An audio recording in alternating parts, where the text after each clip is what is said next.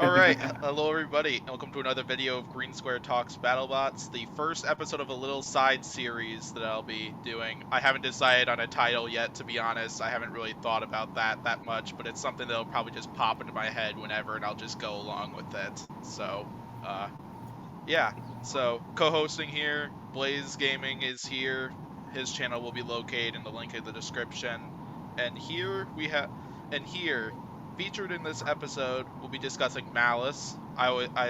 It's always fun to do one of my favorite robots to start off something like this. Bunny was the first builder to appear on this podcast, and so, yeah, but you might notice that Bunny is not here. We're talking about Malice. She told us she was unavailable for this, but she sent Mike and Brian here, whom are two of the newer members of Team Malice for this upcoming season, and they are here with us here today. So, how's it going, all three of you? It's going great for me. How about you? It's a beautiful day here in Chicago. I mean, you can't ask for better weather and better company. I learned my mom has COVID today, so I could be doing better. Yeah, I hope she gets better soon, Blaze. Yeah. So, yeah, the plan for this little side series is for each episode we'll be going over, like, one specific robot that we're pretty sure will apply for next season, which we know Malice has applied. But, yeah, and so the idea is we'll go over each one of their fights one by one from the recent season that we have seen thus far, and then talk a little bit about the new build based on some of the stuff we talk about here. So, yeah, it should be a good time. Before we get to the first fight, though, Mike and Brian, you two want to just, like, since lots of people probably aren't aware of you guys being on the team yet, you guys want to introduce yourselves and talk a little bit about your role with Malice for this upcoming season. And I didn't mean it that way. Yeah, I guess if you haven't run into us in person, this will be the first time anyone knows we're on Team Malice. I am a screw turner and I guess morale officer for whatever group of people I'm with. I have a lot of experience with design engineering, manufacturing, machining, and assembly. So I just come out to have a good time and see large pieces of metal turn into smaller bent pieces of metal. How about you? Yeah, hi, I'm Brian. I'm also new to the Malice team this year. I was previously on the team for Claw Viper in 2021 and 2022. Or sorry, 2020 and 2021. I was there for one of those. Yeah, time is moving forward in ways that are unpredictable. 2020 was my first BattleBots, but not my first combat robotics experience. I actually started here in the Midwest with Cirque in 2021, which is an event that, as far as I'm aware, actually is no longer happening. But we have the new Midwest Combat Robotics Association to help pick up that torch. I've been playing with 3-pound robots primarily for a very long time. Since 2017, I actually won the 2018 Cirque Championship. And very much in my brain, that's very much, I've won a championship. Now everything else that I'm going to make is going to kind of suck because I'm going to have fun with it rather than trying hard. Like Mike here said, I am also on Malice primarily as a screw turner. They've been pitted next to us for both years of BattleBots, so I've gotten to know the team fairly well. Bunny is spectacular. All of the Davids are great. And yeah, so we are the two newest members of Malice and the two most junior members, but we'll still have things to talk about, things to say. Yeah, Bunny has had nothing negative to say about those two as when I invited Malice to this podcast. So, yeah, you two seem to be great additions to the team, and yeah, so. Yeah, I'm glad she wasn't warning you away from us. Oh yeah, she said you two are awesome, and it would be great to have you both on here. But the feeling is more than mutual. Yeah, before we get to talking about the first battle, just want to mention that Green Square Talks Battlebots, we will be doing our first giveaway in this one, which will be announced towards the end of this podcast. But yeah, so the plan is that Blaze's YouTube channel will be linked down below. Malice's link tree will also be linked down below in case if you want to check out lots of their social media information and or Blaze's YouTube channel because he does post some YouTube content every once in a while. That's pretty fun stuff to watch. So I think that probably about covers it. Let's go ahead and get to Malice and Tantrum. But the giveaway will be announced at the end of the video for one primary reason. So. Alright, so Malice's first fight of the most recent season would be, the battle with Tantrum, so yeah, this one might not have gone well for Malice, but Tantrum ended up becoming the champion at the end of this, so you can't really say, like, this was a bad loss or anything like that, and yeah, so, yeah. Yeah, and in 2020, Tantrum made it to the quarterfinals? Yeah, top four. Top Yeah. four, where it looked like they were about to have endgame on the ropes, but then something happened with their weapon that resulted in their weapon failing. All you need is one mistake against endgame and it's over. Yeah, exactly. You don't even need one mistake. Yeah. If Civilian Arc is here, he'd be referencing how I was going on and on about how Malice is going to take out endgame this season. But one of my other favorites did take out Endgame this season. Yeah, I love Endgame though. They're awesome. So. Oh yeah. Yeah, we were paying. Well, they're quality folks. Oh yeah. Yeah, and so basically this fight, pretty much Malice got the weapon up to speed, charged in, landed one hit, the weapon fell. I'm guessing that was a speed controller issue from what I was hearing, at least. Yes. Yeah, so Malice uses a really titanic weapon motor. I believe it's the Motenergy MEO 909, or something similar from Motenergy. It's these gigantic golf cart motors. And driving those with a brushed speed controller is really, really hard. There's basically nothing on the market that is super designed to do that, and it's easy to shock them into a comatose state where they don't work anymore. From my understanding is that's pretty much exactly what happened. The speed controller blew, the weapon couldn't come back online, and Tantrum is so fast, and with their magnet drive, they are so hard to push around. Plus, I don't remember who was driving Tantrum this year, but they had a tremendous driver. It's a really, really incredible piece of equipment. This would have been a hard match for anyone, but getting that first big hit was pretty cool, and it's always interesting to see a glowing bunny fly. Oh yeah, definitely.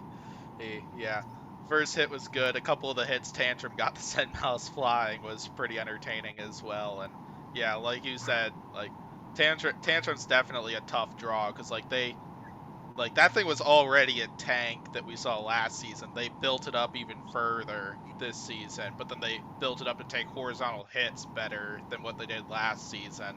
After what happened in the Valkyrie Fusion and Bloodsport fights from the previous season. So it's very impressive work from Tantrum, and including the new driver as well, because I know there were a lot of people concerned out there that with Aaron Hill not driving it this season, that Tantrum was going to not do as well this season, and sure enough that was not the case. And oh, absolutely.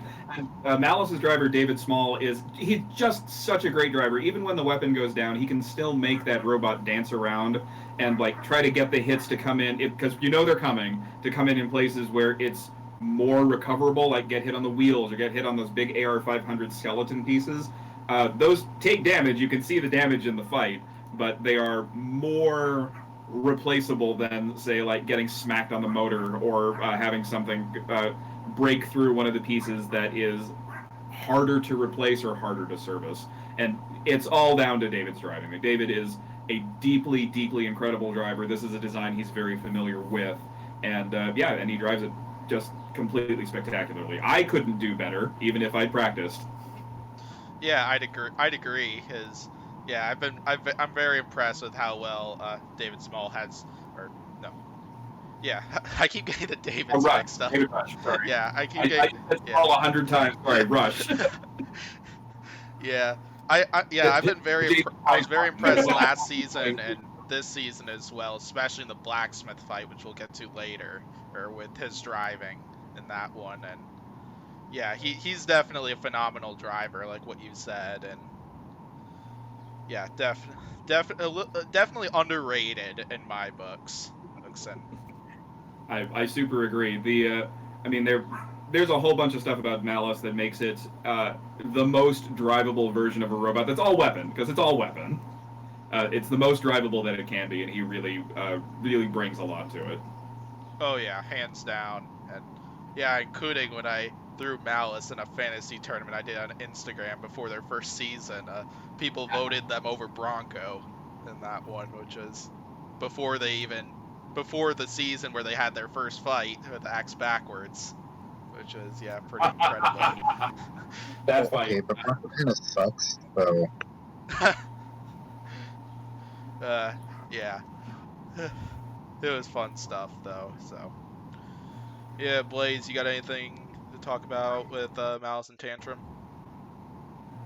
Okay, I'm just gonna say, in my opinion, this fight shouldn't have happened because Malice made the top 32, yes, but Tantrum was top 40. Should have had a higher opponent, in my opinion.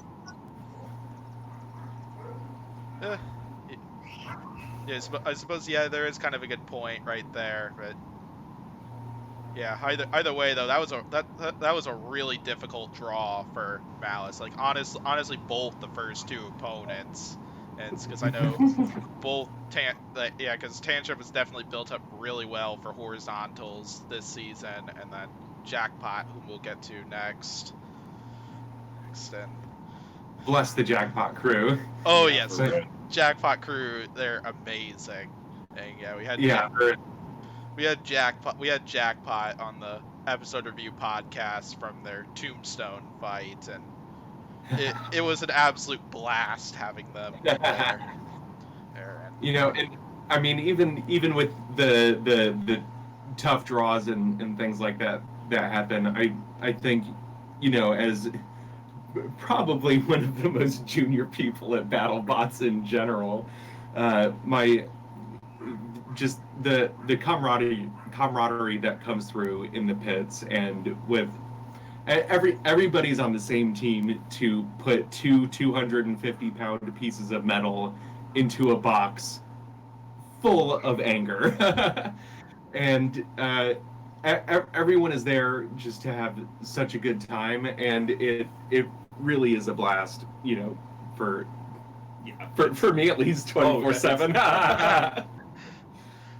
Yeah, I'd love to at least attend BattleBots someday, and yeah, I'm hoping to after I graduate college and stuff, because unfortunately all the filming sessions happen right like a week after I go back to college. Yeah, an opportune time for academia. Yeah, exactly. I've been friends with a member of the Bloodsport team for a really long time, Nick Bugles, and he was actually the first person I ever competed against, and he's had the same issues. It's like, filming is the week college starts. This is a problem.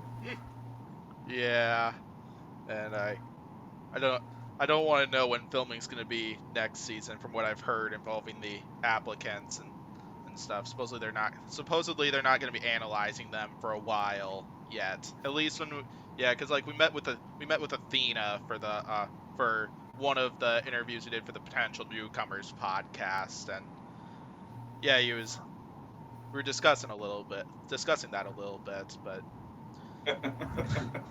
yeah, there's when there's public information, it's going to be interesting. Oh yeah, probably. So all right, let's go ahead and move on to the next one. All right, Malice and Jackpot. So another difficult draw, but I will admit though, because despite getting like two difficult opponents to start off, like I felt Malice did really well against both of them, despite like the others having like a design advantage over them. And yeah, so this one, I really enjoyed this fight between the two, because like Malice's weapon was working for a lot of it, and we got to see a bunch of epic weapon on weapon shots between the two, and yeah, lots of the Malice posts most or entertaining about this one. So, yeah. So. And this, like yours, I mean, everyone's seen the fight, and like this is one of the combinations that if you're gonna try to make good TV, this is the combination you want: a huge horizontal weapon and a huge vertical weapon. But Jackpot also, just like Tantrum, they have so many armor configurations that are really well set up for horizontals, and it's because everyone makes a plan for Tombstone, and Malice has hits in the same plane, very different way, but it's one of those things where it's like, oh, we were going to plan for Tombstone anyway, so here we go. But not only that, but like this was a great driving match. There was so much back and forth, so much give and take. The guys behind Jackpot are incredible drivers. The folks behind, and again, David Rush did such an amazing job of making sure Malice could get away, getting the weapon back up to speed, and keeping the throttle in a range where the motor wasn't punishing the controller too much.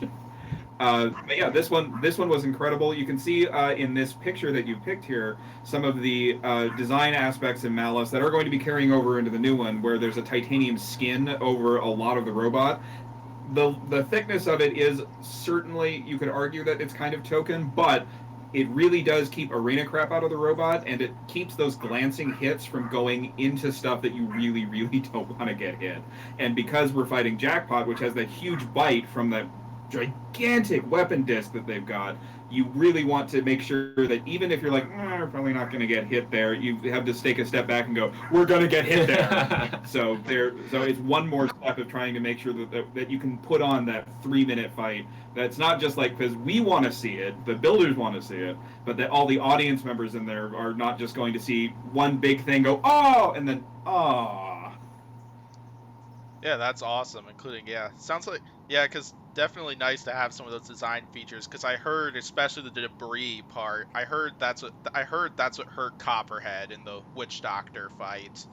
Unfortunately, because I heard there was something from one of the hits Witch Doctor got in that I think jammed up a drive motor or something like that, and was what caused him to stop moving or something like that. I heard debris was somewhat involved with it, but I don't remember. I need to rewatch Robert Cowan's video from the recapping the Witch Doctor fight, but I know something close to what that design feature you're talking about is what happened and what stopped Copperhead. Yeah, but like this was again, it was a hard pull. Jackpot is incredibly well built, incredibly well driven. And also like Malice and Jackpot are like this, right? Like the two teams are, they're very close with one another. The team, not only the team captains, but like physically, like we got pitted pretty close to each other. And there's a lot of design sharing that goes on. Everyone talks to one another. It's like Mike was saying with I'm super not trying to talk over you. No, that's fine. You have a lot more technical knowledge and background on it. I'm there to have fun. But yeah, like everyone's very friendly between Malice and Jackpot. Like there's you'll see a lot of stuff on social media that like, oh, Jackpot's Malice's best friend and all that. And we kind of got to, this was a great fight. It was a super good fight for the audience, and it was really cool to see two robots with their weapons that like you were saying earlier, that kept going and kept going and kept going right till the bitter end. So this was a really fun one. Yeah. Yeah, the big thing I was a little unhappy about though with this fight, because like there were so many good things out of this. Like this was so much fun to watch, like all the awesome weapon on weapon hits, and just knowing that we got two awesome teams in here. And the big things I was unhappy about though was Bunny mentioned that BattleBots edited out some stuff with this one, and because I actually did rewatch the fight, and apparently you could tell that Jackpot was crab walking during it, and BattleBots kind of edited it a little bit to make it look like that wasn't the case.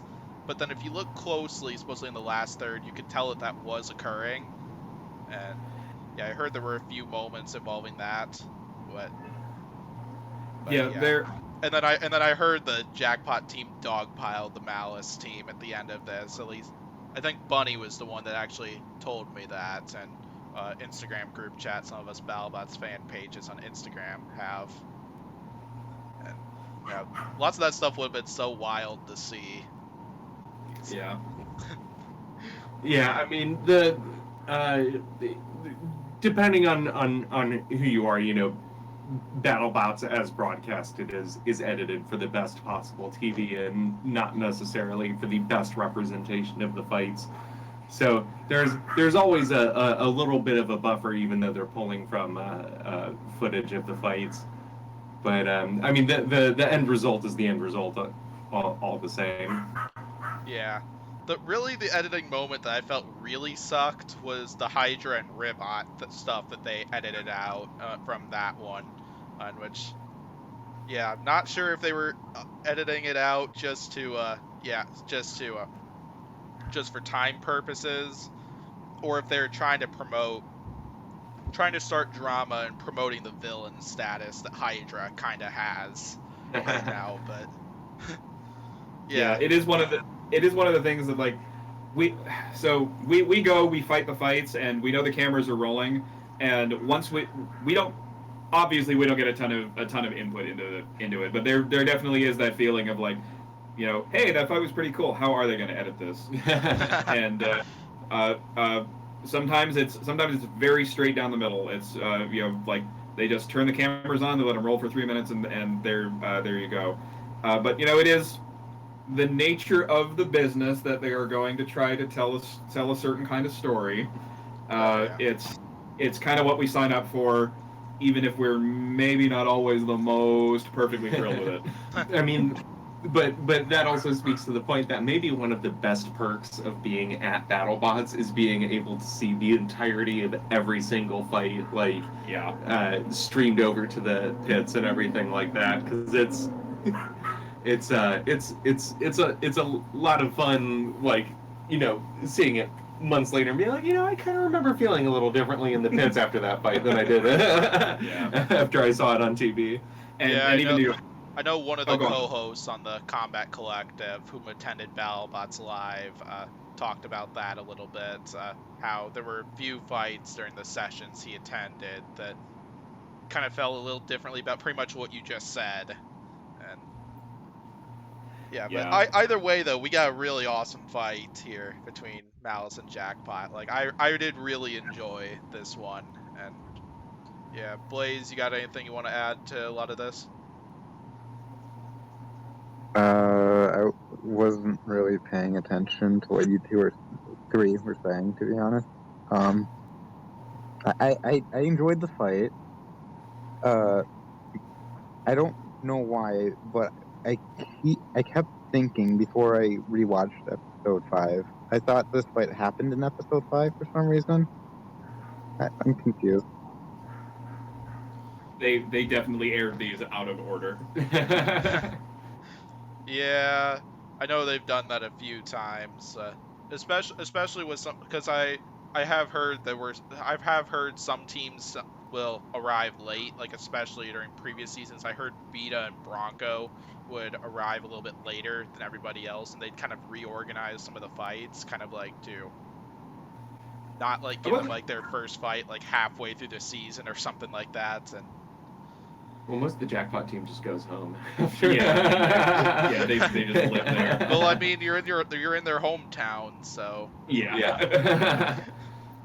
The one thing that I really wanted to do that we never got a chance to was go, because Send Cut Send sponsored everybody. Yeah. I really wanted to go, like, visit Send Cut Send. Yeah. And walk around and say, like, hi, we're the people that you send all these weird pieces of metal to. Yeah. Can I see your huge machines, please? Do you know what it was that caused Malice to lose drive? Because I know at one point Malice was crab walking as well before getting counted out. So for this one, I'm not entirely sure what killed the drive on this side. Malice does only use 2 drive motors, so there's not like 4 of them that are ganged together or anywhere or anything in there. And under enough shock loads, they do quit working for one reason or another. For this specific one, I can't tell you exactly why it did, but there were some pretty big pops there. And I mean, it could have been, it is all brushed inside. It could have been a shattered mag. Well, it could have been a shattered mag with a brushless system, too. I kind of would doubt it was the gearboxes, because the gearboxes are very stout. But yeah, I do not have a great answer for this one. But if you're being thrown in the air as often as something like Jackpot can throw you in the air, when you come down, you're 250 pounds. Yeah, stuff rattles loose. There are only 2 drive motors in there, so if one of them decides it's not going to play anymore, then there you are. You're crab walking. Yeah, that's kind of what I was kind of predicting, because yeah, we were seeing so many big hits in this one, but so yeah, something might have come loose there that might have stopped the drive on that side, but wouldn't surprise me. Now it might not hold up super well in Vegas, but maybe we can create jello molds for the interiors of our bots and just suspend everything in aspect to absorb all the shocks. You know, that's kind of what Scorpios did with their tombstone fight. They shoved, I think Zach told me that they filled every available crevice inside of Scorpios with pool noodle. Or, let me take that again, with pool noodle. Yeah. I wonder, did they borrow the pool noodles from Shatter? Just spray some great stuff in there before you hop into the That's fence. funny. Yeah, where I was going with that one. Yeah, I think we can go ahead and get on to Blacksmith. Alright, so one of my favorite fights of the entire season was this one. Like, this was a banger of a fight between the two of them, and kind of like at this point, Malice was 0-2 and was probably gonna miss the postseason unless if they got a really strong victory here. And sure enough, that's exactly what happened in my mind. And yeah, Malice, new weapon for this one. We saw it work for 100% of the fight. We saw it dish out huge amounts of damage to Blacksmith, and we got an epic 3-minute brawl. So Yeah, and Alkindle always comes with a robot that you just can't kill. I mean, not everyone. If you haven't seen the Blacksmith Minotaur fight from 8 years and years ago, there's a reason it's got like 60 million views or whatever on YouTube. The folks at Blacksmith, they come to play hard, and the robot is really, really, really hard to take out of the fight. And this was another one where that was exactly the same thing. But with anything that's got a hammer or a hammer saw, with their hammer saw this year was pretty freaking cool. Anything that goes out, you have that moment arm. If it gets hit, there's only so many places for that energy to go. And the damage that came out of this fight is spectacular. It looks absolutely incredible. This fight was one of the ones that, like, you can tell when they announce fights and when you're in the pit and they announce what the fights are, because everyone's got these monitors next to their pit for what's going on. There are fights that empty the pits, that like everyone comes and watches the TV, like everyone goes tools down. This was one of them. Like the pit that I was standing in, they're like, oh, they're doing Blacksmith and Malice. Like, oh, well, I need to go see this. And they did not disappoint. Blacksmith always puts on an incredible fight. This was another one that really showed off. I mean, I don't mean to sound like a broken record. It showed off David Rush's driving ability. And not only that, but Isaac's ability to make the robot very drivable. To make sure that the center of mass is where it needs to be for those big giant wheels to actually get their grip. This was a good fight and just an absolute slugfest. I seem to recall that part of the AR-500 skeleton actually got cut in this fight. I'm not 100% sure if my memory is accurate on this one, but there were big hits on both sides. You can't go wrong with a flamethrower if you want to make a spectacular show. And boy, everyone brought it. This one was really, really fun to watch. My perspective on this one was watching it from the pits. This one was absolutely like sitting in the chair going, "Oh wow!" Like every 30 seconds. It was super great. yeah, this was actually the episode where we had Bunny on the podcast for that episode review, and yeah, like she got a lot of real enjoyment out of this one, and yeah, I got a lot of enjoyment out of this one as a viewer. When this episode came out on Amazon Prime, and yeah, and nobody loves a judge's decision, but everyone loves 3 minutes of slugfest. Oh yeah. I don't really mind judges' decisions, but yeah. Well, yeah, you say that. Yeah, I know Al might say otherwise, but he can't go say nothing wrong about this fight though. Oh, but. Mm-hmm. Yeah, this was a good fight. This was amazing television. Like this was so. in terms of like we were saying, like the editors have a job, and making this one be like, oh, this is just going to be cool. That's just move, set up the camera angles, and then just kind of sit back and throw your popcorn in your mouth. This one was good, but to your point about judges' decisions, yeah, everyone says don't let it go to the judges, and I agree, don't let it go to the judges, but that this one did, great, fine. You can't break Blacksmith to the point where it stops working.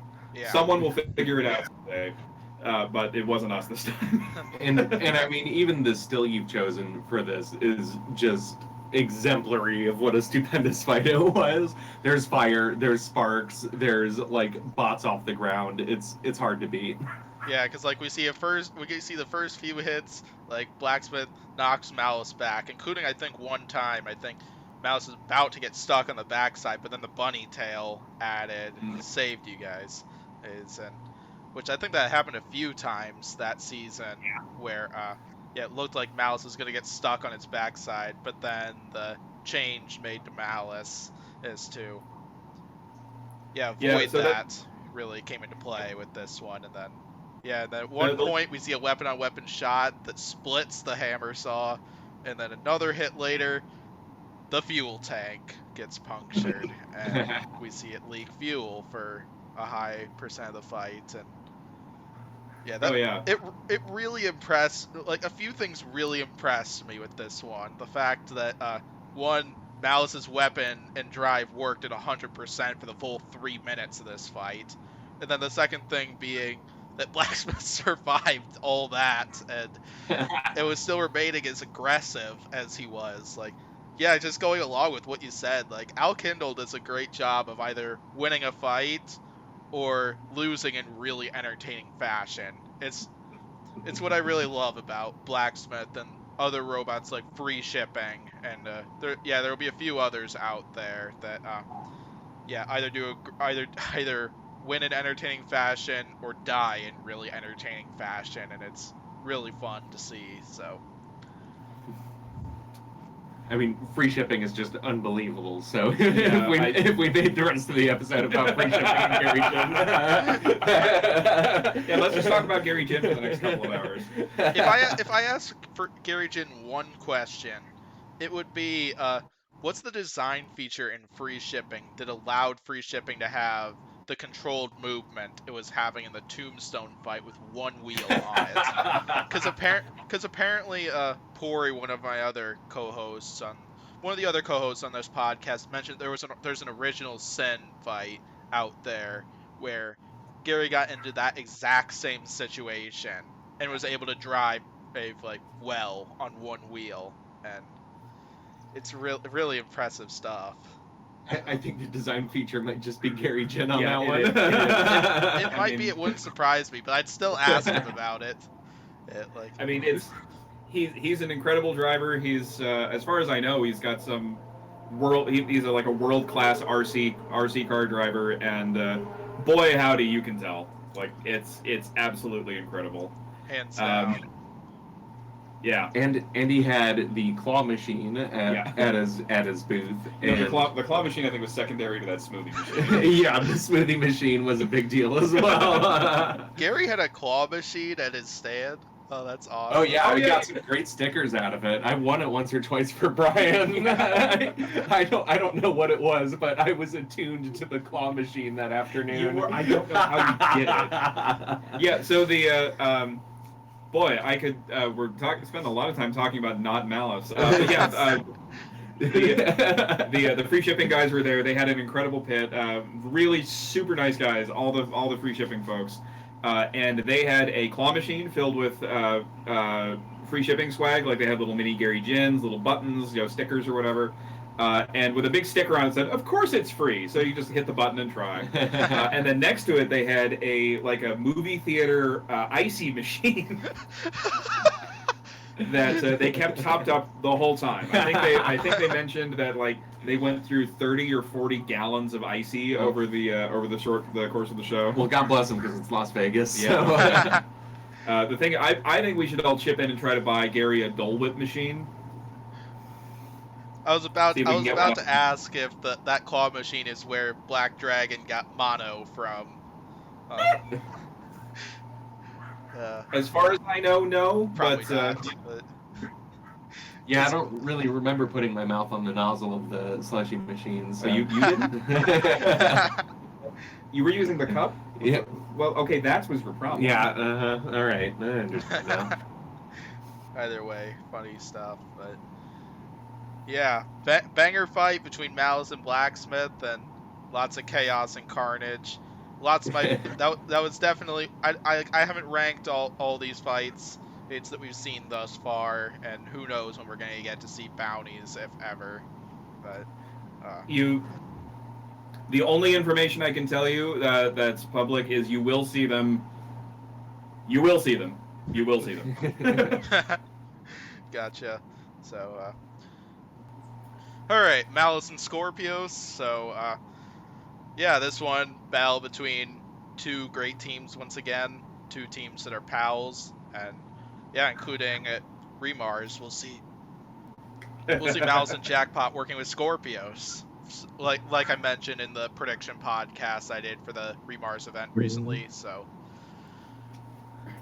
yeah, this one kind of a little bit of a repeat of Tantrum and Malice, kind of like from my eyes. We got to see a big hit from Malice, but then unfortunately the weapon fell and Scorpios started landing hit after hit. But I will admit I was very impressed with how well Malice was able to take a lot of those hits from that weapon, just knowing the damage that Scorpios' weapon dished out to Blade, and even Yeti as well, because they got the entire drum spinner after they took chunks out of it with I think that exact spinner design. Right? So. Yeah, so the Scorpios team with Zach and Diana are not only great members of the community, but Zach's an incredible driver, and Diana has so much energy. Oh my god, she's so much fun to just be near. Yeah, I've had a couple of great chit chats with Diana this season, and she's just oodles of fun in and out of the pits. And I mean, yeah, this fight again, it's a huge weapon motor, and we're actually Malice uses a speed controller rather than a contactor. Tombstone's using a Tombstone. I believe they always have used a contactor. Now that I think about it, that would make sense because that's what's used for fairground rides, and that's what Tombstone is. But this weapon motor is it's so hard to to feed it the amps with something that actually switches, and without having that thing that's doing the switching go, I'm done. We're breaking up. I'm not talking to you anymore.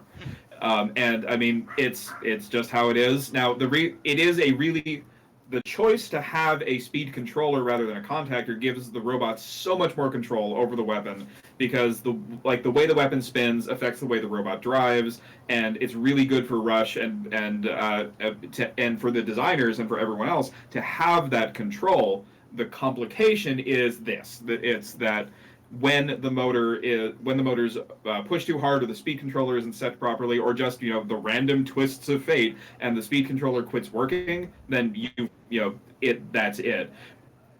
That's not to say that contactors are better. Contactors have a different set of complications, a different set of problems. If your only speeds are off at 100%, that's a whole different way you have to drive. It's a whole different way the robot behaves. We've seen contactors weld shut before, which is a safety issue, and it's a safety issue that is only addressed by letting the batteries run down, which is a problem. Yeah. Comparatively uncommon, still has happened, but yeah, this was another great driving show off for Rush. Once the weapon went down, you still have to at least try to make the show interesting. But not only that, you can tell that the skeleton parts that are on top and bottom of Malice, they're AR-500 and they're pretty thick. So even though it's a skeleton, there's not a ton of actual material there. There's enough there to catch weapons as they're coming over the top, like something for Scorpios, and so that you still have a robot when the show is, or when the fight is over. they're fairly inexpensive to manufacture. They're really, really easy to replace. One of the things, I know we're supposed to be talking about Malice's design, and so here we are. I'm going to talk about Malice's design. The clamshell design, where you have all those bolts that just clamp everything together, that also means that when you need to service and replace things in the robot, for example, these AR-500 skeletons, the bolts just come out. They all come out with the same wrench. They all come out with the same, they're all the same length, so you don't have to buy a whole bunch of different lengths of bolts. But the skeleton is it's surprising how much protection it can offer, even though it's mostly structure rather than necessarily being like a big flat armor plate like you would see on Tantrum, or this beautiful one that you see on Scorpios. The armor that Scorpios has made is real hard to get through. Boy howdy, can they take a hit. Oh yeah. And just seeing their demo units in the pit, and Yeah. you know, it's such a shame that you know, you don't get a ton of like up close and personal shots in the actual broadcast, because it is amazing to see what, you know, each of these teams, you know, do differently and manage to set up, because that front armor on Scorpios, I would describe as medieval. Yeah, it's absolutely incredible. They have it. I believe they have that made by Van Bever Brothers in California, and they do an incredible job. And again, to be complimentary of your opponent, which is the thing that not only the genuine way I feel, but the way that you should talk about these things. The team behind Scorpios drives that robot in an absolutely incredible fashion. They design it incredibly well, and for the robot I was involved with this year, we also worked with Van Bever. They are incredible craftsmen, absolutely astonishing folks. Really incredible at their jobs. They have a guy there who basically is the BattleBots guy, and he knows all of the weird stuff that we do, and is super nice about the incredibly short time periods that we all operate on. So Malice is not sponsored by Van Bever. My previous team was not sponsored by Van Bever. I just think they're really good guys. Scorpios is sponsored by Van Bever, but they do absolutely incredible work, and it bounced Malice right off. Yeah, definitely their biggest advertising probably came from how well Malice was able to take hits from or Scorpios was able to take hits from Tombstone. Yeah, Even at Malice as well, with lots of the hits they're able to take from like everyone. And Yeah, I mean, gosh, you could even just do an entire podcast around like the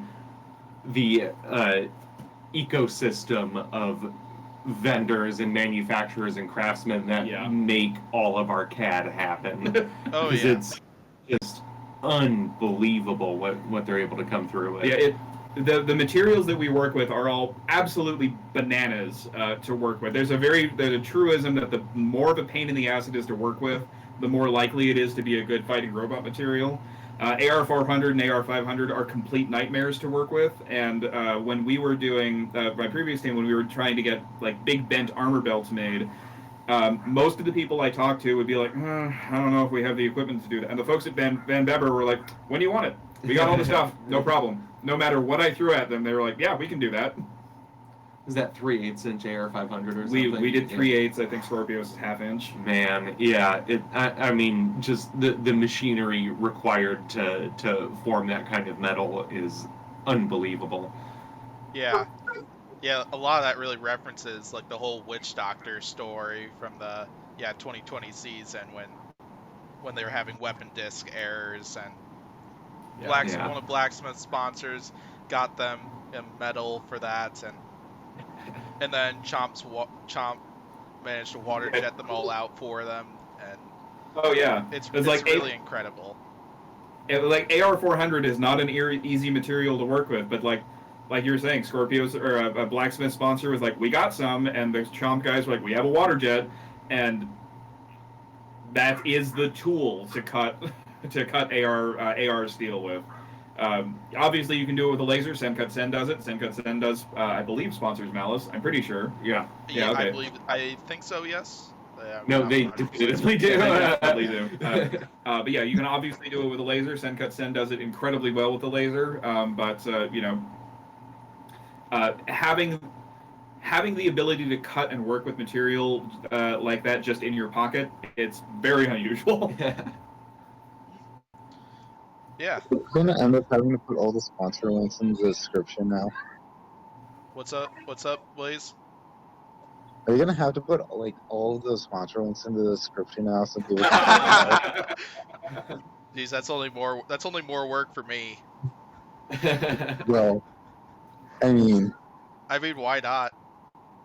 exactly.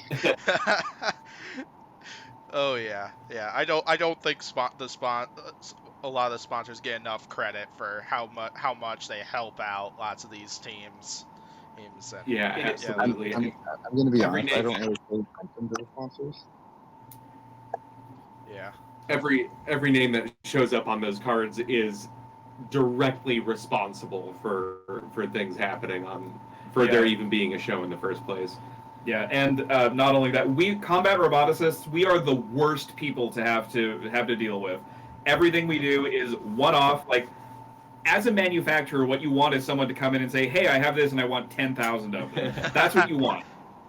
We show up like, "Hi, I need 3," and no one likes that, especially CNC machines.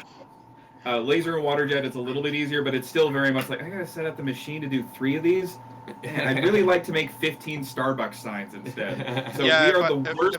If I remember right from when I took the manufacturing lab here last semester for one of my college classes, yeah, there were lots of those machine types. It's better to make more of them at once than make like a few at this time, a few another time, a few following that for like cost purposes and stuff like that. And Absolutely. So I'll be happy to give any of you an extremely in-depth view of what it's like to set things up for one-offs. but yeah, we, like you were saying, the sponsors don't get I don't think the sponsors get enough attention either. And like all of the sponsors that Malice was involved with this year, they were completely spectacular. The folks at Printed Solid that they made the bunny tail. That thing survived stuff that, if you had told me, like, oh yeah, it's going to be 3D printed, I'd be like, yeah, sure. That survived incredibly well. Send Send are incredible partners. Yeah. They're really deeply amazing people. Like everyone who is involved, every sponsor who is involved, every card that shows up when you're on TV, like, for the listening audience, know that we as combat roboticists are the worst possible customers, and they did a bunch of stuff for us for nothing more than putting the logo on the show, and that is unbelievable. We are hard to work with. We have hard requirements. Everything we do is like, yeah, I know we could do this in a easier to cut material. The problem is that makes it useless. And they all keep wanting to work with us, and they make all of this possible. And it would be completely out of the question to do this without them. yeah, including I think Yeti had to make a late purchase as from one of their sponsors after the Mad Catter fight, after a lot of the damage they took in that battle. And yeah, it's just another example of that. And yeah, so Blaze, you got anything you want to add involving the Scorpios fight? No, I didn't ask you about I realized I didn't ask you anything about the blacksmith fight. No, not really. Alright, perfect. So might as well get to the new build then. So I'll put up the image that Bunny posted on social media recently. Yep. I am not sure what you guys know about the new build, so this is going to be interesting information for me. Okay, cool. Yeah, so yeah, found that in the BattleBots wiki, but but then also Bunny talked about it on the BattleBots supporter group as well. Malice has 2 big changes that I've heard of so far, I hear there's a bulkier speed controller, and then you pretty much see from the image right there, they got forks this season. Oh, I didn't notice forks. I was too busy trying to figure out where the top frame went. So So the fork design here is one of the things that even the Andrea and Mike from Witch Doctor were saying is like, this is becoming more of a ground game, right? Like you need to have some kind of ground game, and the reality is that while Malice is a really, really well designed, super cool bot, we don't have a lot of that. This is a robot that is all weapon, and it's all weapon that doesn't scrape the ground. So, in order to play in this this emerging story that we're seeing in robot design, where a lot of people are doing ground scraping wedges or long forks or things that are even like you see with Victor Soto and his spring loaded little fingerling wedges, which I think that's cool as hell, by the way. Yeah. I got a chance to like talk with him and look at those and be like, that is so neat. And you can just see them work over and over and over again. Malice is going to need a little bit of ground game. We kind of all are. Malice is a design that is very complete. And by complete, I mean there's not a lot of wiggle room in the design. We have 250 pounds. The robot weighs pretty close to 250 pounds. So finding weight and finding space for forks has been a challenge. But this design, I think, is it is as good a design as we can make given the restrictions we're under. I think it's like 2 or 3 pounds per fork or something like that. That tracks. Yeah, but it has to be something that's highly manufacturable. Obviously, this is Send Cut Sends, bolts.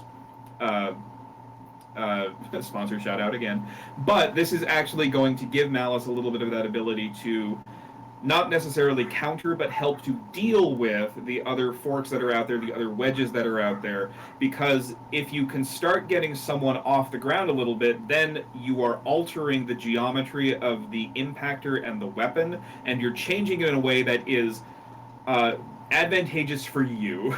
So this is letting us claw back some of the advantage that other folks like Tantrum or anyone else, or Tantrum or Scorpios or anyone else who has a big wedge. This is letting us claw back some of that ability to deal with the ground game in a way that that fits with the existing design. We don't have to heavily modify a lot to make this happen. So it's still it doesn't. One of the biggest challenges when you're adding a feature to a robot, and especially a feature to a robot that's very, like, you have a lot of spares, you have a lot of parts already, is looking at it being like, okay, so we have this margin, 6 pounds. How can we try to add this new feature? So this gives us all of that, while also not sacrificing the ability of the robot to be serviced. Like, these forks aren't preventing us from taking the robot apart. They aren't sitting there in a way that means like, okay, well now we have to grind off a fork attachment in order to pull the lid off the robot. There are times and places where you have to make that choice, and you have to look at yourself and go, this is going to suck, and it's going to suck so hard, but I don't think we have a choice. And that's not what happened here. So these forks are heavily optimized to be able to go forward. They probably will come off if they get hit sideways, but that's okay because we don't want them in the path of the weapon either. And additionally, I've got to say that adding those serrations or notches is such an ace idea, because there's always going to be some little grumbly spot that you can catch on to, and that just buys you those precious instants for you to be able to whap something with your weapon as it's turning around. And a lot of the wedge type bots will catch, but just at the apex of that crest. So giving yourself a lot of spaces either for an axis of rotation to drag the other bot around so you can hit it with your weapon, or just to keep it from being able to back off fast enough is a necessary adaptation to the way things are moving. But yeah, we do have a new speed controller design. I don't think I'm allowed to say where it came from, but I know it was mentioned in the Battlebots. It was mentioned in the Battlebots supporter group, at least by Bunny. But I don't think she's publicly mentioned that stuff. But just mentioned that, like, they have a better speed controller coming. And yeah, it is a new speed controller. It's one that is designed for huge motors like this by someone who knows precisely what they're doing.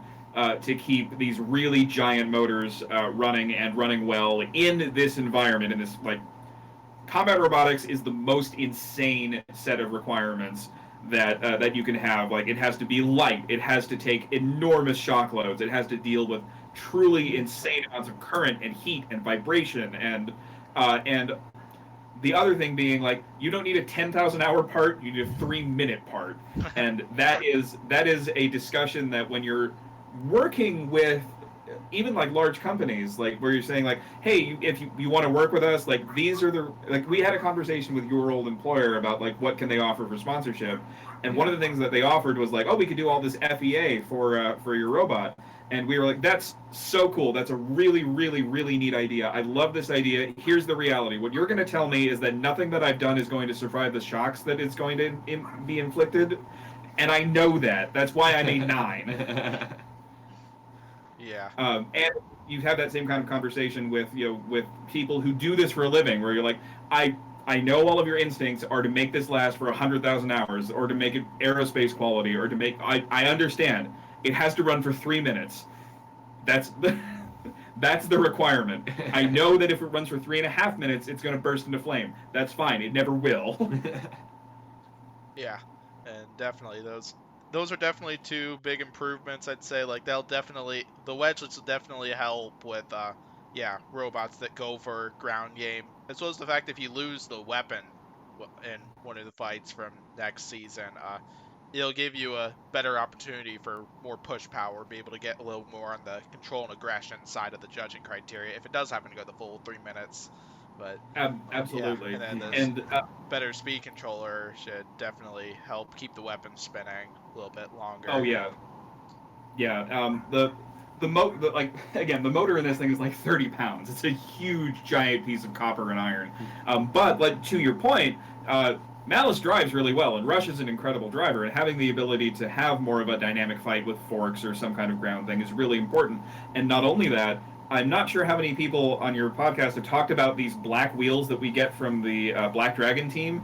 These things are magic. They are absolutely unbelievable wheels. They're so sticky. They let you put all the power to the ground that you possibly can make.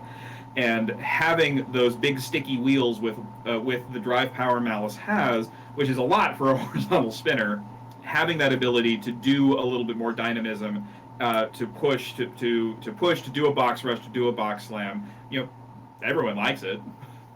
Yeah. I don't think we've talked about it too much here on the podcast, but I know Whiplash made a comment, and I think Facebook or something like that, basically mentioning, because they upgraded to Brazilian wheels coming into the 2020 season, and talking about how that was an amazing design improvement and worth, because I think those weigh more from what I heard from regular wheels, but Yeah, definitely so definitely worth it for the good things that I've heard about stuff like that. And yeah, so it's a really, really sticky vulcanized rubber compound. The wheels themselves are mostly rubber. There is an aluminum core in there, so you can have a hub to stick everything onto. But the rubber itself is incredibly strong. Like, they don't let us use car tires as armor anymore, but there's a reason so many people used to do it. But the wheels can act as armor. They're very, very, very hard to damage. They're unbelievably sticky, and not only that, you can, and I'm saying this from personal experience, have a robot that will leave 11s down the arena because it's burning out the whole time. And the amount of rubber you're leaving on the arena floor looks dramatic, but your wheel is not shrinking by a huge amount. It's a really good traction compound that you get the power that you want, and you can even do burnouts, but you don't wind up with like a 5-inch wheel turning into a 4-inch wheel, which you probably can't see it very well, but this is a wheel I got from Tantrum. There's a lot of wear on it and stuff. You probably can't tell very well because my camera's not that precise, but there's a lot of wear on this wheel. I originally thought that came from Valkyrie, and this wheel is from the Valkyrie fight, but they told me that who knows if it did come from the Valkyrie fight or not, because it was unknown which fight it was from. But they think that the wear that I was attempting to show off was from the arena, and Yeah. Yeah. Oh man. Yeah. the Either arena way, gets- either ways, though, honored to have this piece. And yeah, Oh, yeah, honored like to have the- gotten it. But I it's got a few Malice pieces right down there, and I'll have a few more coming probably tomorrow or Tuesday. fantastic. Yeah. That's very exciting. But yeah, it's going to be. It's not a small change. It's a big change to the way the robot's going to work. Small weight that we were able to use for it, but I think it's going to make a big change, make a big difference. And I can't wait to see. I cannot wait to see how it's going to work. Oh yeah, hands down. And Okay, just so we're clear, Malice does have a top frame this year, right? Because in the picture, it doesn't really look like it has a top frame. Yes, Malice does have a top frame. This top is frame right here. Okay, that's where it went. Yep, I stole it. That's what I did. Green, give them their top frame No, back. no. They kinda need it. Here's what I actually did. So yeah, we had David Small on the second part to the potential newcomers podcast. I had him mail me the top bit of Malice down here, and then they'll give him or Drago an advantage if they take on Malice next season. Oh, How much are we going to be allowed to steal from Bunny? Do you think? I am. It depends on how much. Yeah, I guess. I suppose one of the funniest Robot Wars videos that I've seen would be when Dietor, they got a sportsmanship award one season, and then the following season, I'm not sure if this was just meant to be like a joke for entertainment purposes or not, but then Dietor got in trouble for sabotaging one of their opponents. I think they did. I think they like pulled some sort of plug on one of their opponent's electronics or something like that, and it got caught on camera. And Oh no! that's honestly one of the reasons why I think that might have been one of those things that might have been staged for entertainment purposes, but I don't know for sure if it was. yeah, probably. Either way, it was hilarious. And, yeah. Is this why Deitor's not allowed in BattleBots, maybe? Because they're worried that they'll do that?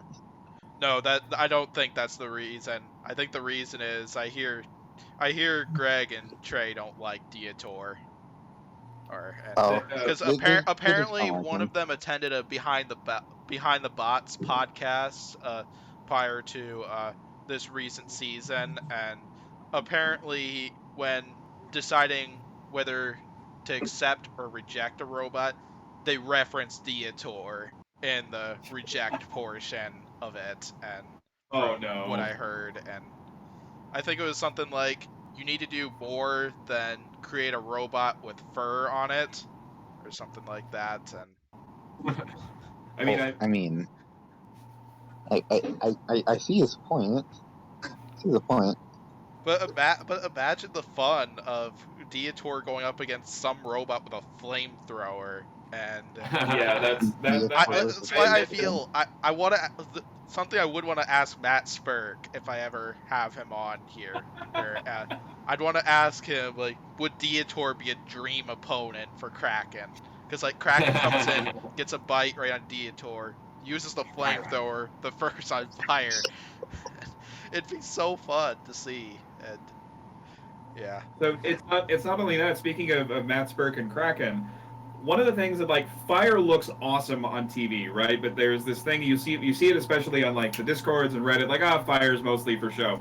And I will say fire is mostly for show. But I was involved in a fight in the 2020 season with Kraken, where the robot I was involved with at the time got bit by Kraken and had a lot of fire thrown at it. A lot of fire. And so here's the thing that happens with enough fire. The nylon melts out of your nylon lock nuts, and then stuff starts falling apart that you didn't expect to start falling apart. And that is the most surprising way to go, like, that wasn't supposed to come out, and then get out of the arena later and go, there is no nylon left in this lock nut. Well, that explains it.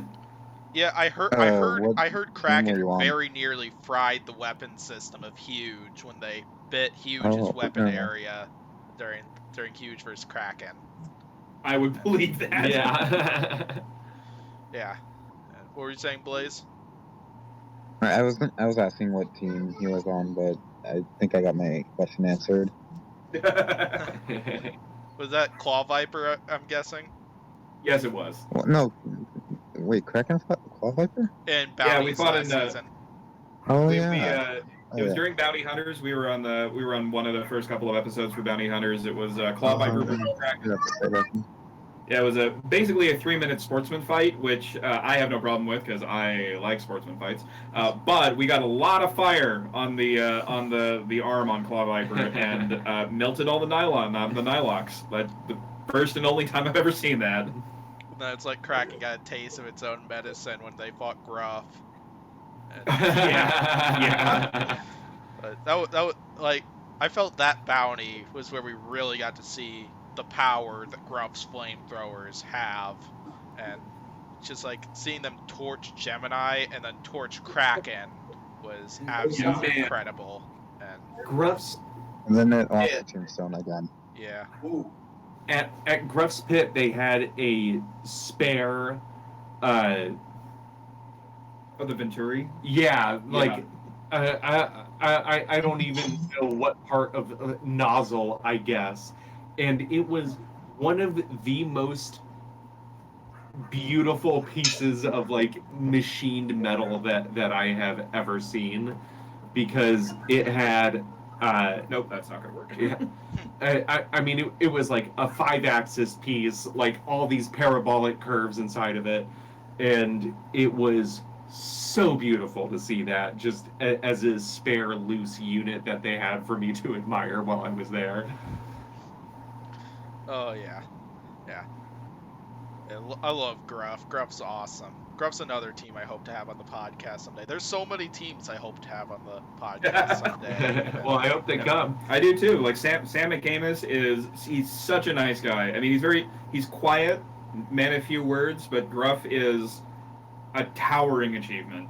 Like it is such a cool robot, and if you ever have him on here, ask him about the drive system inside of Gruff, because it's bananas and it's not my story to tell. And you gotta hear him talk about it because it's nuts. I'll keep that in mind if I do have Gruff on the podcast for one of these episodes. And Ooh. yeah, 'cause I know. Yeah, and then I noticed in one of the other chats that Blaze requested I invite Mammoth. Mammoth is another team I'd love to see on here. They're very cool. And, Yeah, including we Ricky did have Williams. some of their team members on who are running Doomba. that application video they made for Doomba made me laugh so hard. Oh, yeah. That was very good. Dupa and Globetrotter, both of those application videos.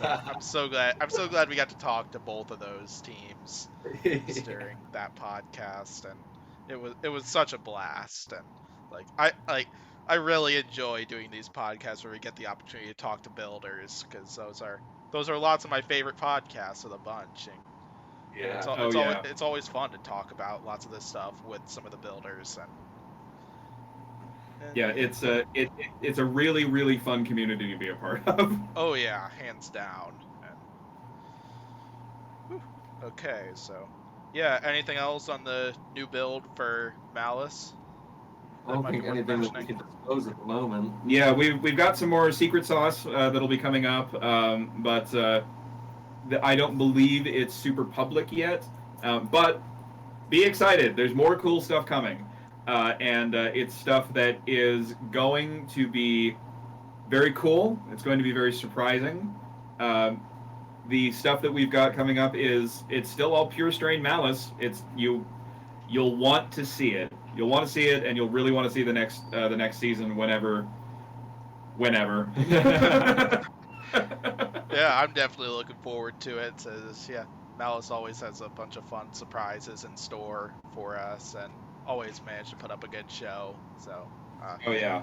It's hard to imagine a better team to get pitted up with. Oh yeah, definitely, hands down. And yeah, anything else from you, Blaze, before I get to talking about the giveaway? So what did you all like? So how did you like? So you said that Malice was pretty much like 250 pounds, right? Yes. So what did you shave off to get the forks? So Malice is designed to be about 250 pounds, and some of it there is a margin in there, right? Like so, there's certain amount of room that's like, we can have this extra weight for thicker titanium skins on the top or bottom, or extra padding inside the robot, or even different kinds of wheels. Like you'll see, these wheels are ones that have holes drilled in them because they were ordered solid, and a lot of these holes were actually drilled at BattleBots 2020. And even though I wasn't on the team at that time, I can tell you I watched Lau do it, and boy, that smelled incredible. But so adding these forks is it's another weight. It's another configuration that we have to account for when we're making weight. So I don't know that we can use the heaviest weapon with the forks. We might be able to, but for the times and places where we're going to use the forks, these did just fill in some margin that was there. But 6 pounds in a 250-pound robot is not a lot. So it's when you're designing these kinds of things and you say like, oh yeah, we're 6 pounds under or whatever, you have that in your pocket in case something goes super wrong. Like you order a piece of material and you have a water jet cut and it turns out that it was at the top end of the tolerance, right? But if you've got something that you can't see me anymore, but if you have something that's a meter long and it was supposed to be 2 inches thick and it comes in at 2.1 inches or whatever, functionally your tolerances inside the robot are probably going to be fine because we let things drift around and move a little bit, but that part is going to be heavier than you expected, and unless you get every part in and machine it to exact size, which some of us do, a lot of times you don't, you have that margin built in, and then once you assemble everything, throw it on the scale, you know what it weighs. So in these configurations, we know what Malice weighs, and we knew that in these configurations we had about 6 pounds left. So it wasn't necessarily that we were shaving something off, it was just filling in margin that from the design process, where we know that with these 6 pounds we are not going to go over 250 pounds, but we also probably can't run like the biggest, heaviest weapon with these forks, because I believe that configuration is at like 249.99 pounds. Yeah, that's one of the most frustrating aspects of getting into manufacturing, that your flat sheet stock is rarely as flat as you might think it is. And for really small parts it's one thing, but once you get to 1 foot, foot and a half, 2 feet, 3 feet wide, it starts to add up in a hurry. So you do have to build that into your design process. Oh yeah, definitely. That is a very good question. To your point, that is a very good question. But once you have everything in, then you throw it on the scale and you're like, oh my god, thank goodness this came in under. Or you look at it and go, oh no, because removing weight is super hard. So when he gets put on a podcast and hang out with the angle grinder. Yeah, I think I heard Rotator kind of had a hard time with that in the Valkyrie fight after they were like, I forget what Leanne said, like 15 pounds overweight on getting extra defense for their robot for that fight. But yeah, it's nice to know that it wasn't that hard to fit that into the design basically, and hopefully that answers Blaze's question. I don't know if you agree or disagree, Blaze.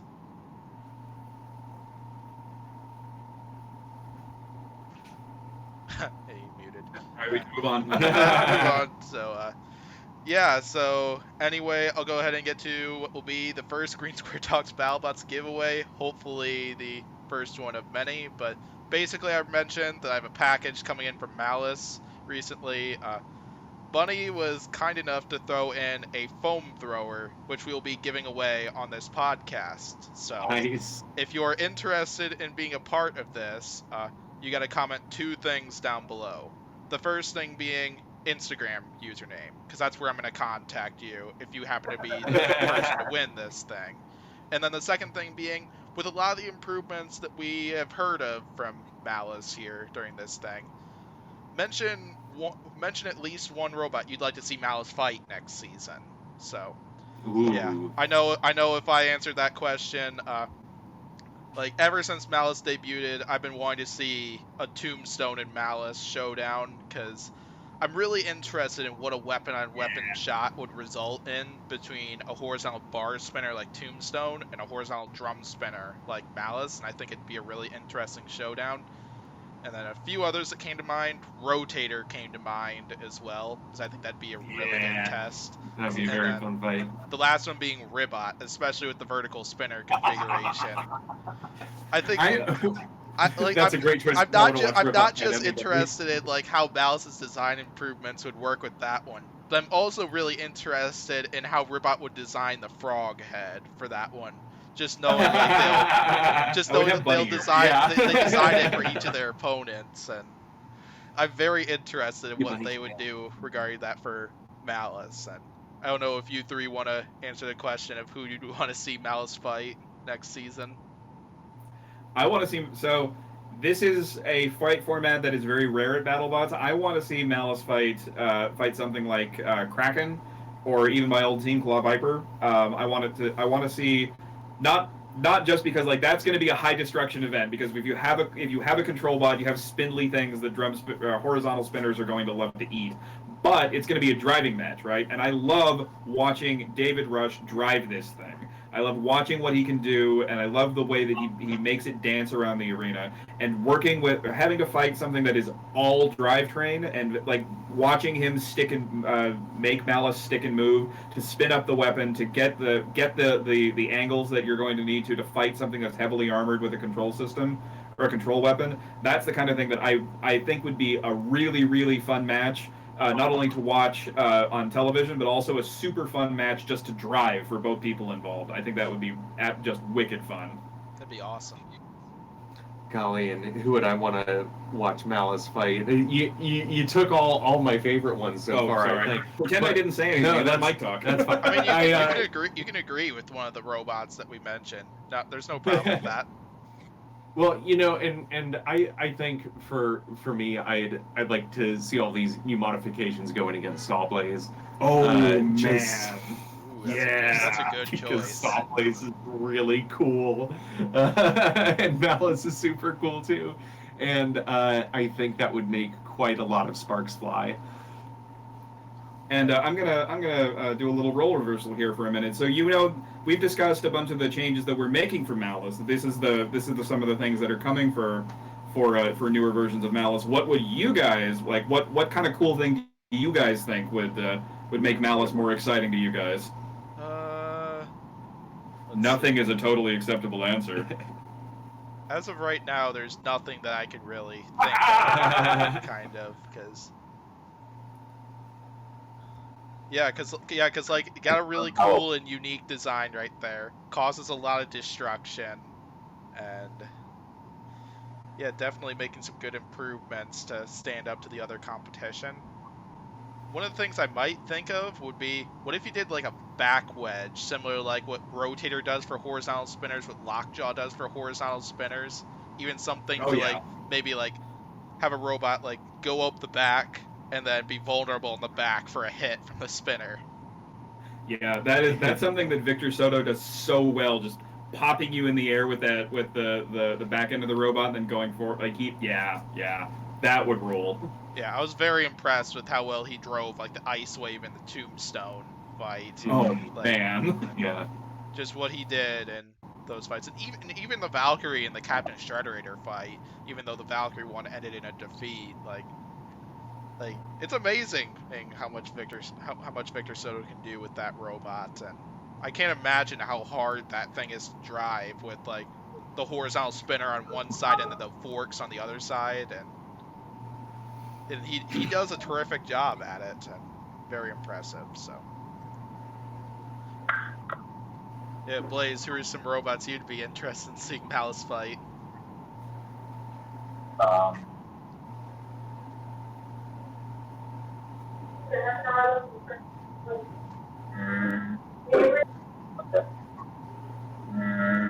don't know.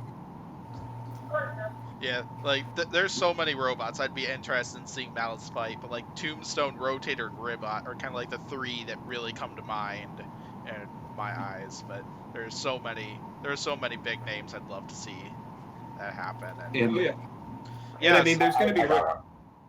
What's up, Blaze? I want to see Malice fight Endgame. Ooh. Endgame. Yes, Yeah. yes. Oh. Plus as well, Battle of the Force. if Malice beats Endgame, Civilian Arc owes me Nitro for Discord. So I'd agree with you, Blaze. And I also want to see Malice fight Mammoth, but then again, I want to see everyone fight Mammoth. So it'd always be interesting to see how a lot of these robots would like strategize and how they would take on Mammoth, because like Mammoth's just such an odd and unique design, and they're hard to take on. They're like, yeah, Mammoth is so hard to fight. yeah, because like it might look like something that's so easy to take out just by like splitting one of those pipes on it, but they're really not easy to take out. Like, Yeah. just take Oh, yeah, Copperhead for example, where Mammoth managed to pull that one out. Oh man, it would, especially bouncing off that inch-thick AR-500 frame that Copperhead's got. Ooh. Oh yeah. Oh, that's cool. Although I think the changes that I might make to Malice this year are going to be ones that I can drive, so I might start leaving little cotton balls with some super glue on people's chairs for people to sit down and have little bunny tails. It helped. Help me remember that when we're filming. Let's do some like 3M commanded pieces. Yeah. I think the better question is how many times are you gonna prank Bunny with that? 0 times. 0 times. 0 times. more than 0 times. Do it more than 0 times. Good. And then would be less if Mal's likely gonna to push me rematch, over. if Mal's gonna rematch with Mad Catter, how many times did you try that at Martin Basin? 100 times. Yes, I would try that 10,000 times. Ooh, should I tell my promo story for Mad Catter then? Sure. Go ahead if you want to. My crowning achievement for BattleBots 2021, I think, was when Martin Mason comes up to me and he says, "Mike, you're a funny guy. We have a fight coming up against Rampage, and I need help figuring out what I'm going to say for it." And I gave him the promo. We're going to turn the Rampage and close the book on him. So that is. I brought tears to my eyes. I was standing across the table when this happened, and like, I lost it. That was. Yeah, I gotta say, like, coming up with one of those lines for Martin Mason to use, that's an achievement right there. Just knowing that lots of those are just legendary, and I love Martin Mason so much, and I really cannot wait to see him again. I'd love to meet Martin Mason someday. He is he's a genuinely incredible person. Warm, friendly. He runs his team incredibly well. Mad Catter is such a cool robot. You may have noticed, I don't really have a lot of bad things to say about most of the competitors. We're a small group of people. There's like 500 of us on the planet. We all kind of know each other, and like, I don't think there's a person who comes to BattleBots who doesn't belong there. Everyone who's involved with the show, everyone who shows up with a robot, putting the robot in the arena is the victory condition. Like, we all want to win the giant nut. Yeah, sure, that's great. Lifting the giant nut is awesome. You can see it on the faces of the guys on Tantrum when they win that fight and they lift the giant nut, and it's the culmination of all of that. But these things didn't exist before we willed them into existence, and putting them in the arena and letting it roll around and doing the thing in front of not just the camera, in front of a screaming audience. That is the victory condition.